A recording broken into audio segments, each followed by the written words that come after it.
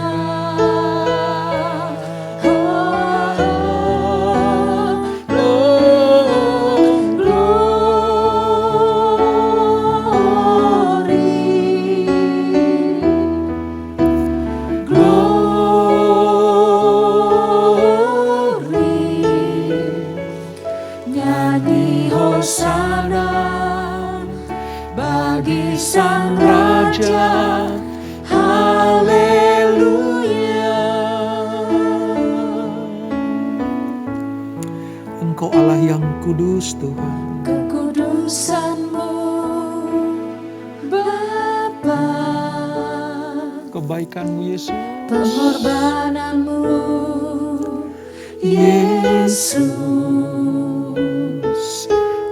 penghiburan-Mu Roh Kudus, membuatku terpesona.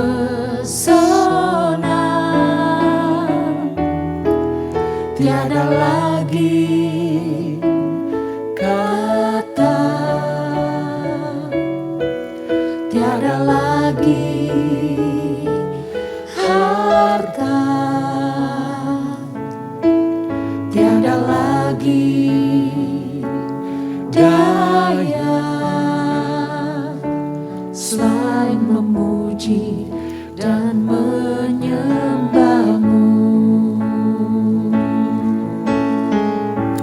Kami agungkan Engkau ya Allah.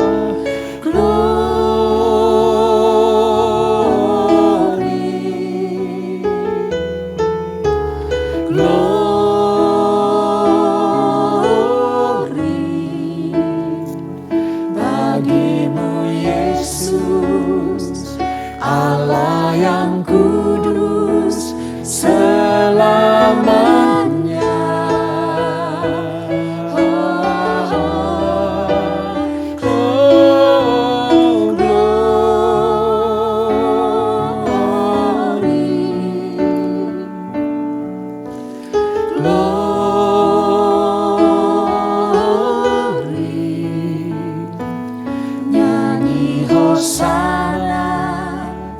Bagi Sang Raja, haleluya.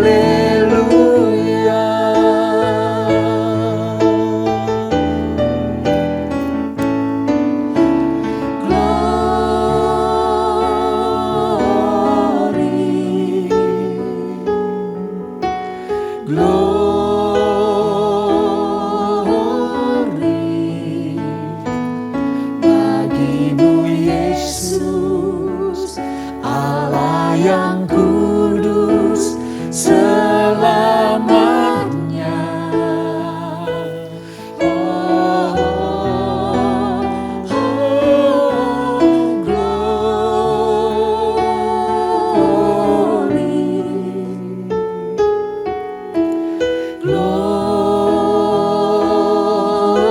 Glory, nyanyi hosana bagi Sang Raja, haleluya.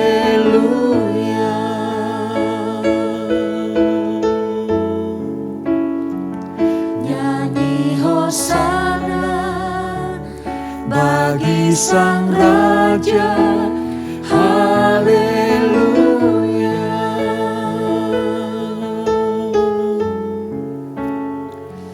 Nyanyi hosana bagi Sang Raja, haleluya.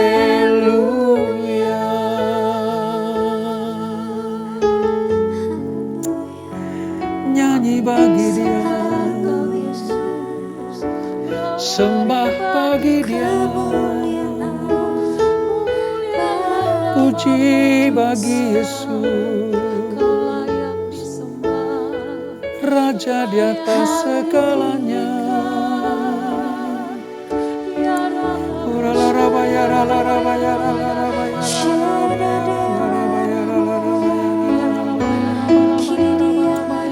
Terima kasih Tuhan, terima kasih Tuhan buat anugerah-Mu, buat kebaikan-Mu.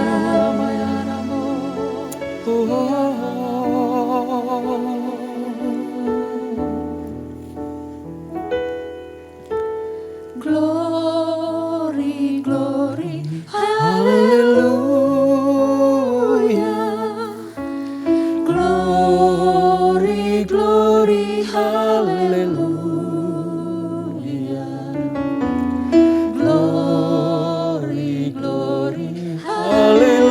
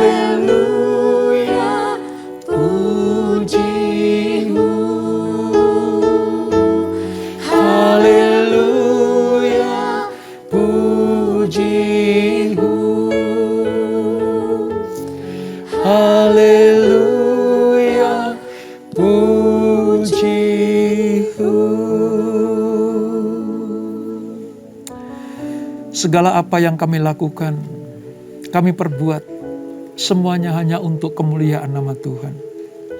Sebab Engkau yang layak menerima pujian. Engkau yang layak menerima sembah kami ya Tuhan. Oleh sebab itu, hati kami selalu bergelora untuk mengatakan bahwa terpujilah nama Tuhan. Terpujilah nama Allah yang Maha Tinggi, yang kami kenal di dalam pribadi Tuhan Yesus Kristus. Terima kasih Bapa untuk hadirat-Mu. Terima kasih untuk lawatan-Mu. Dan jika sebentar kami akan melanjutkan pembelajaran kami dari kitab Imamat, bagaimana kami boleh menghampiri Tuhan, Allah yang kudus itu, supaya kami dilayakkan untuk bertemu bersama dengan Tuhan, menikmati hadirat-Mu, merasakan kasih-Mu, dan kami boleh menyenangkan hati Tuhan. Urapi kami Tuhan, urapi hamba-Mu, menyampaikan firman Allah ini. Di dalam nama Yesus, mari yang siap belajar firman Tuhan, sama-sama kita katakan, amin.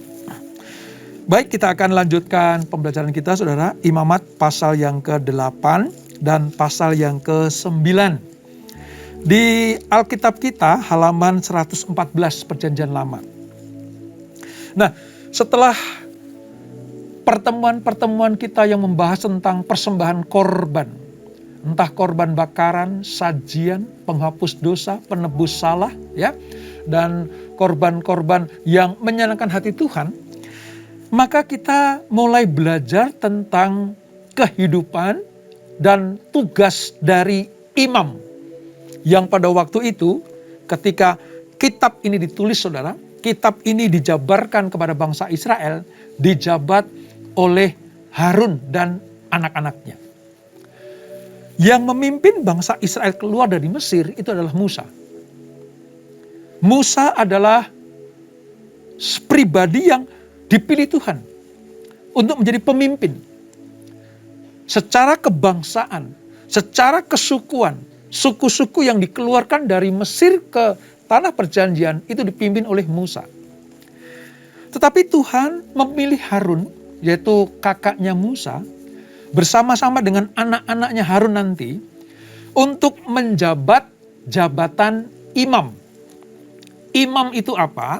Secara sederhana, imam adalah pemimpin umat Allah untuk bisa hidup sesuai dengan kehendak Allah, menjadi perantara antara umat dengan Allah, yang membawa korban-korban kepada Allah supaya umat dilayakkan. Itu imam. Jadi secara garis besar, imam itu pemimpin rohani, pemimpin agama, pemimpin ritual. Ketika bangsa Israel ada di kemah suci pada zaman Musa, ketika ada di bait suci di zamannya Salomo, ya, itu adalah imam yang membawa umat Allah untuk bisa bertemu dengan Tuhan. Nah, sebelum Harun dan anak-anaknya itu diberi tugas untuk melaksanakan tugas keimaman, saudara, maka harus ada upacara pentahbisan. Selain ditunjuk oleh Tuhan, dipilih oleh Tuhan, maka Allah minta kepada Musa untuk menabiskan Harun dan anak-anaknya. Oleh sebab itu, di pasal 8 dan 9 dari kitab Imamat ini berbicara tentang pentahbisan Harun dan anak-anaknya. Seperti apa yang dilakukan oleh Musa kepada Harun dan anak-anaknya? Mari kita baca, saudara, dari ayat 1 dulu, pasal yang ke-8. Pentahbisan Harun dan anak-anaknya. Tuhan berfirman kepada Musa, "Panggillah Harun dan anak-anaknya bersama-sama dengan dia. Dan ambillah pakaian-pakaian, minyak urapan, dan lembu jantan korban penghapus dosa, 2 domba jantan, dan bakul berisi roti yang tidak beragi. Lalu suruhlah berkumpul segenap umat di depan pintu kemah pertemuan." Musa melakukan seperti yang diperintahkan Tuhan kepadanya. Lalu berkumpullah umat itu di depan kemah pertemuan. Berkatalah Musa kepada umat itu, "Inilah firman yang diperintahkan Tuhan untuk dilakukan." Lalu Musa menyuruh Harun dan anak-anaknya mendekat, dan dibasuhnyalah mereka dengan air. Sesudah itu dikenakannya kemeja kepadanya, diikatkannya ikat pinggang, dikenakannya gamis, dikenakannya baju efod, diikatkannya sabuk baju efod, dan dikebatkannya sabuk itu kepadanya. Dikenakannya lah tutup dada kepadanya, dan dibubuhkan di dalam tutup dada itu Urim dan Tumim. Kemudian ditaruhnyalah serban di kepalanya, dan di atas serban itu di sebelah depan ditaruhnya patam emas, yakni jamang yang kudus, seperti yang diperintahkan Tuhan kepada Musa. Musa mengambil minyak urapan, lalu diurapinya lah kemah suci, serta segala yang ada di dalamnya, dan dikuduskannya semuanya itu. Ayat 11. Dipercikkannya lah sedikit dari minyak itu ke mezbah 7 kali, dan diurapinya lah mezbah itu serta segala perkakasnya, dan juga bejana pembasuhan serta alasnya untuk menguduskannya. Kemudian dituangnyalah sedikit dari minyak urapan ke atas kepala Harun, dan diurapinya lah dia untuk menguduskannya. 13. Musa menyuruh anak-anak Harun mendekat, lalu dikenakannya lah kemeja kepada mereka, diikatkannya ikat pinggang, dan dililitkannya destar, seperti yang diperintahkan Tuhan kepada Musa. Nah, ini adalah prosesi pentahbisan Harun dan anak-anaknya. Kalau kita baca selanjutnya, saudara, dari ayat 14 sampai dengan ayatnya yang ke-36, itu sebuah inaugurasi. Inaugurasi itu upacara penetapan. Ya, Harun dan anaknya ditetapkan menjadi keluarga imam. Nanti yang boleh melayani di kemah suci, yang boleh melayani di bait suci, hanya imam keturunan Harun. Ini pada masa perjanjian lama. Oleh sebab itu, sebelum Musa mentahbiskan Harun, Musa berdoa untuk kelayakan tempat di mana mereka nanti akan bertugas. Mezbah-mezbah, ya saudara. Lalu seluruh rakyat dipanggil supaya apa? Menjadi saksi atas pentahbisan ini. Harun dikenakan pakaian-pakaian keimaman tadi. Setelah itu dipanggilannya lah anak-anaknya. Juga diberikan pakaian keimaman. Tetapi imam besarnya pada waktu itu adalah Harun. Anak-anak Harun itu menjadi pembantu atau imam-imam lain untuk membantu Harun di dalam tugas keimamannya. Nah, ada hal yang menarik dapat kita pelajari, saudara, bahwa mengapa Musa yang mentahbiskan. Musa bukan ditugaskan sebagai imam pada waktu itu. Tetapi Tuhan pilih Musa. Firman-Nya datang kepada Musa, lalu disampaikan kepada umat Israel, bahkan Musa juga mengurapi Harun. Dalam hal ini, posisi Musa memang bukan sebagai imam, tapi posisi Musa adalah wakil Tuhan langsung untuk mengurapi Harun, mengurapi anak-anak Harun, mengurapi keluarga imam ini, saudara. Sebab otoritas dari Allah diberikan kepada Musa untuk melakukan pentahbisan ini. Nah, dari sini nanti Harun dan anak-anaknya, termasuk Miriam dan seluruh bangsa Israel harus tahu bahwa semua firman yang datang dari Allah kepada bangsa Israel itu lewat Musa. Tetapi tugas keimaman diserahkan kepada Harun dan anak-anaknya. Betapa indahnya tugas-tugas yang diberikan Tuhan kepada mereka. Dan ini bisa menjadi sebuah model. Dijadikan sebagai sebuah pattern, ya, atau ketentuan. Bahwa ada bagian imam. Ada bagian penata layan. Ada bagian tugas-tugas sebagai keimaman. Sebab tanpa imam, saudara, maka korban-korban yang dilakukan oleh bangsa Israel itu tidak sampai kepada Allah. Nah, kemarin jenis korban sudah diberikan. Sekarang yang mengunjukkan korban yang menyembelih, yang memercikkan darah di mezbah-mezbah, yang membakar korban-korban seperti isi perut dan lemak itu, harus dilakukan oleh Harun. Tidak boleh sembarangan orang melakukannya. Di sini kita belajar bagaimana Allah sedang menetapkan, menentukan siapa yang boleh melayani, siapa yang tidak. Oleh sebab itu, di dalam hierarki keimaman, maka Harunlah yang menjadi imam besar pada waktu itu. Tetapi Musa itu sebagai representatif Allah untuk bisa mengurapi, melayakkan, menguduskan Harun dan anak-anaknya.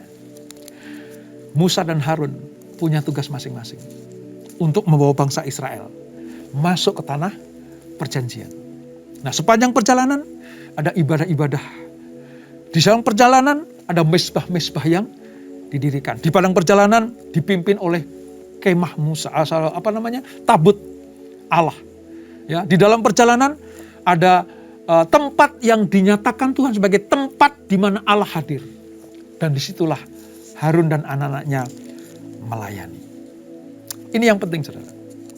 Yang kedua, setelah Harun ditahbiskan dan anak-anaknya diberkati, apa selanjutnya, saudara? Lalu para imam menerima jabatannya.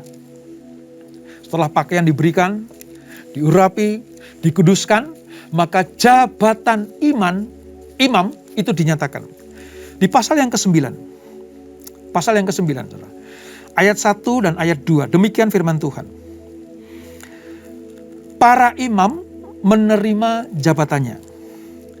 Pada hari yang ke-8, Musa memanggil Harun serta anaknya dan para tua-tua Israel. Saudara perhatikan. Pasal 9 dimulai dengan pada hari yang ke-8. Artinya apa, saudara? Prosesi pengurapan Harun dan anak-anaknya. Inaugurasi yang dilakukan Musa kepada Harun dan anak-anaknya itu berlangsung 7 hari. 7 hari. Saudara bisa bayangkan. Untuk bisa melayakkan seorang imam membutuhkan waktu 7 hari.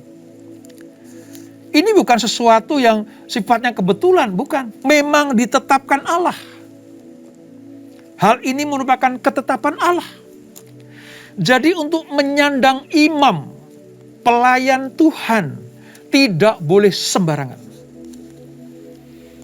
Dipilih Tuhan, diurapi oleh Musa, diberikan jubah keimaman, dan itu pelaksananya berlangsung 7 hari. Artinya dipersiapkan dengan sungguh-sungguh. Apa korelasinya dengan kita sekarang ini, saudara? Kalau saudara sebagai umat pilihan Allah dipercaya untuk melayani Tuhan, ya. Kalau saudara pekerja-pekerja di dalam ladangnya Tuhan, tahukah saudara? Saudara adalah imam-imamnya Allah. Dipercaya Tuhan, ditetapkan Tuhan, dan diurapi oleh orang yang diutus Tuhan. Dalam hal ini waktu itu Musa. Tapi sekarang ini ya gembala kita. Ya pemimpin rohani kita. Dia yang menjadi wakil Tuhan untuk memilih, untuk menetapkan, untuk mengurapi, untuk memberikan pakaian jubah keimaman, dan memberikan jabatan-jabatan yang harus dilaksanakan. Tertib dan teratur, saudara. Sejak dari imamat, kitab imamat, kita melihat bagaimana Tuhan memilih orang-orang yang dipercaya untuk menjadi pelayan-pelayannya. Itu tertib dan teratur. Tidak sembarangan. Bahkan upacaranya saja berlangsung selama 7 hari. Nah, setelah 7 hari, hari yang ke-8, Musa memanggil Harun serta anak-anaknya dan para tua-tua Israel.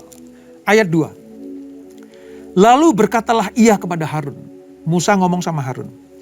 Ambillah bagimu sendiri seekor lembu muda untuk korban penghapus dosa, dan seekor domba jantan untuk korban bakaran. kedua-duanya yang tidak bercela. Kemudian persembahkanlah itu di hadapan Tuhan. Saudara lihat, tidak sia-sia kemarin kita belajar tentang 5 korban persembahan itu, saudara. Sebab dalam kelima korban persembahan itu nanti akan dipakai sebagai model bagaimana mengatur umat, bagaimana melaksanakan ibadah yang berkenan kepada Tuhan.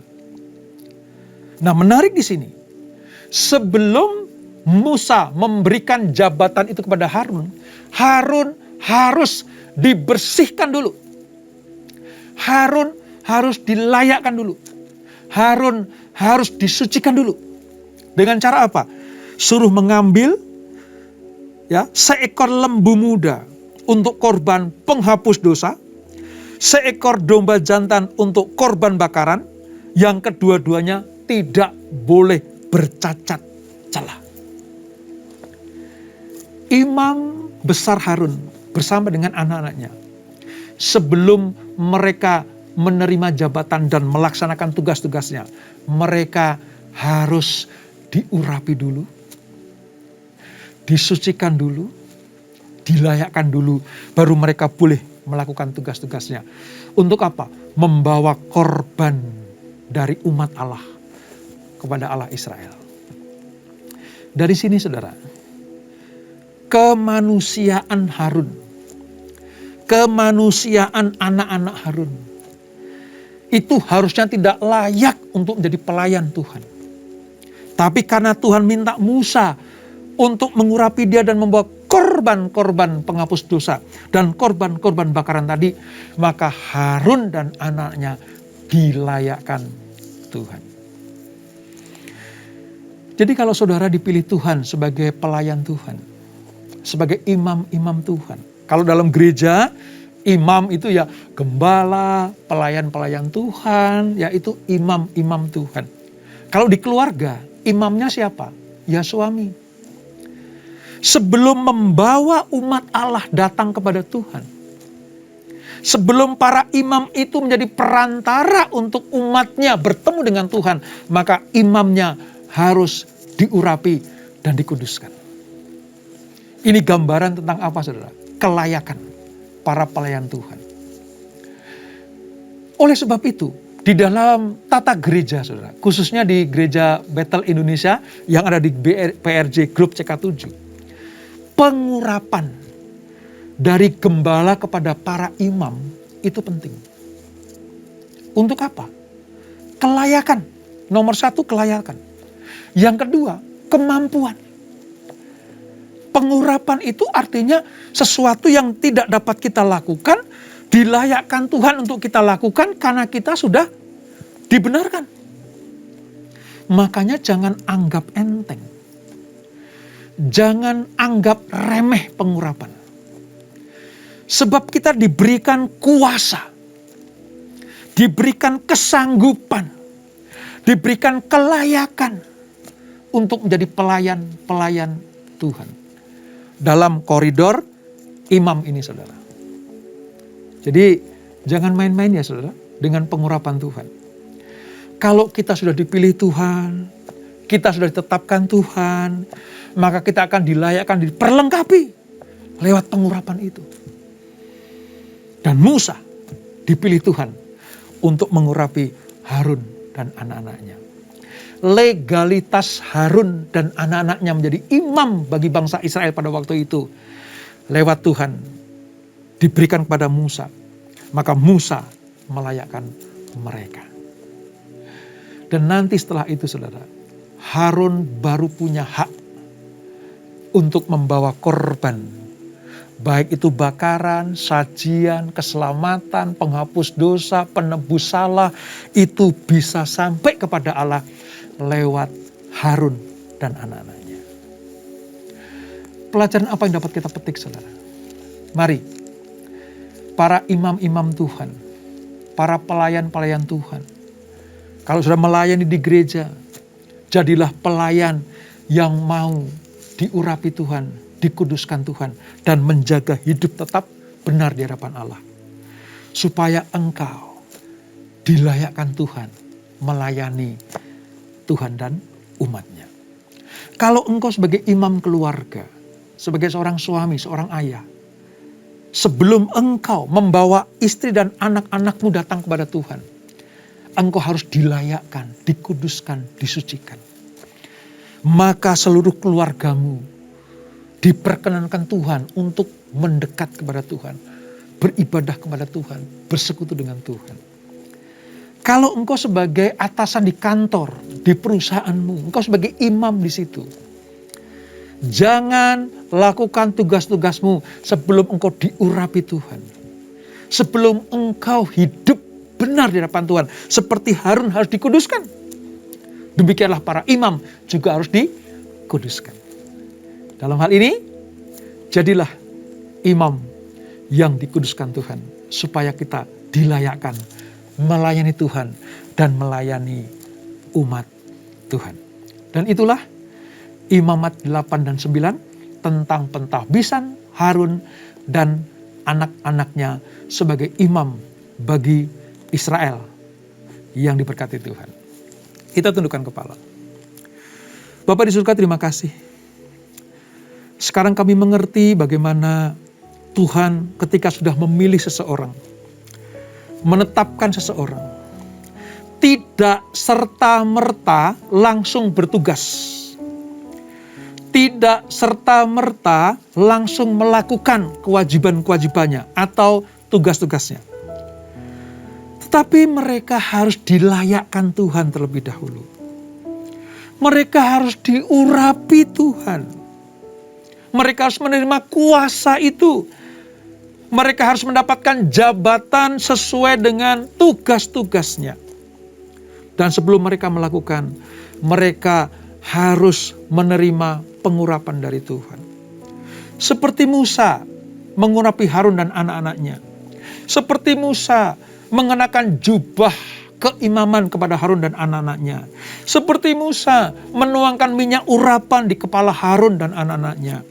Demikianlah Tuhan memilih pemimpin kami untuk mengurapi kami, melayakkan kami, melaksanakan tugas-tugas keimaman kami.